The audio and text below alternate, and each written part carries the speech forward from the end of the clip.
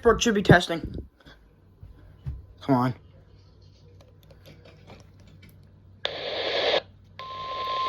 They're going.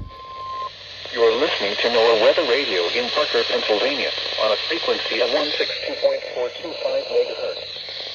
The preceding tone signals were a test of the alarm device of this weather radio station. During potentially dangerous weather situations, specially built receivers will be automatically activated by these tones to warn of impending hazards.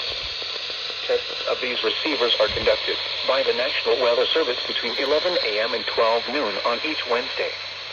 This radio station, WWG53, serves the following counties in western and northwestern Pennsylvania: Armstrong, Beaver, Butler, Clarion, Crawford, Forest, Indiana, Jefferson, Lawrence, Mercer, and Venango.